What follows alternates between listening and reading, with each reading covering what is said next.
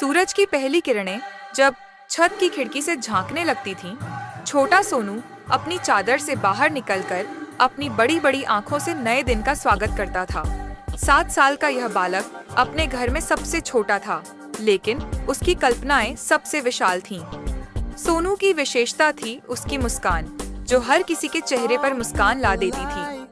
उसके गोल मटोल गालों पर जब वह मुस्कुराता तो 2 प्यारे गड्ढे बन जाते, जिन्हें देखकर दादी कहती थी, इन गड्ढों में तो परियां रहती हैं। उसके काले घुंघराले बाल हमेशा अस्त व्यस्त रहते, जैसे किसी तूफान से अभी अभी गुजरे हों। माँ कितना भी कोशिश करती, वे बाल कभी सीधे नहीं होते थे। सोनू के छोटे छोटे हाथ हमेशा किसी न किसी खोज में व्यस्त रहते थे। कभी मिट्टी में कीड़े ढूंढते, कभी पेड़ों पर चढ़ने की कोशिश करते।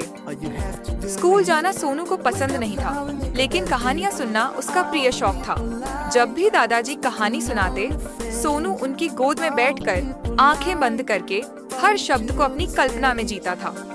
वह राजकुमार बन जाता, कभी सैनिक, कभी जादूगर। उसकी कल्पना का संसार इतना विशाल था कि वह अपने छोटे से आंगन को भी महलों और जंगलों में बदल देता। एक दिन की बात है, जब बारिश जोरों से हो रही थी। सोनू अपने कमरे की खिड़की से बाहर देख रहा था। अचानक उसने देखा कि बगीचे में एक छोटा पक्षी बारिश से भीगकर एक पेड़ के नीचे छिपा हुआ है। बिना किसी से कुछ कहे सोनू अपनी छोटी सी छतरी लेकर बगीचे में भाग गया। अरे सोनू, कहाँ जा रहे हो? माँ की आवाज पीछे से आई, लेकिन तब तक वह बारिश में भीग चुका था।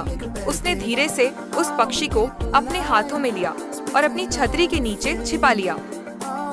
डरो मत छोटे दोस्त, उसने पक्षी से कहा, मैं तुम्हें सुरक्षित रखूंगा। घर लौटकर सोनू ने पक्षी को एक छोटे से डब्बे में रखा और माँ की मदद से उसका इलाज किया। माँ ने उसे डांटा भी, लेकिन जब उन्होंने सोनू की आंखों में चिंता और प्यार देखा तो उनका गुस्सा पिघल गया। कुछ दिनों बाद जब पक्षी ठीक हो गया, सोनू ने उसे आजाद कर दिया। जब पक्षी उड़ा तो सोनू की आंखों में आनंद के आंसू थे। उस दिन से हर सुबह एक पक्षी सोनू की खिड़की पर आकर गाता था, जैसे धन्यवाद दे रहा हो। सोनू के पिताजी अक्सर कहते थे, इस बच्चे का दिल सोने जैसा है, इसलिए इसका नाम सोनू है।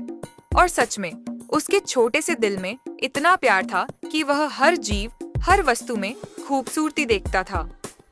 सोनू की छोटी सी दुनिया में खुशियों के रंग थे। वह अपने सपनों में उड़ता, कभी चांद तक पहुंचता, कभी समुद्र की गहराइयों में तैरता। उसकी कल्पनाओं की उड़ान को कोई सीमा नहीं थी। हम सब भी कभी सोनू जैसे थे, निश्चल, निर्दोष, सपनों से भरे हुए। शायद इसीलिए बच्चों की कहानियां हमें इतनी प्यारी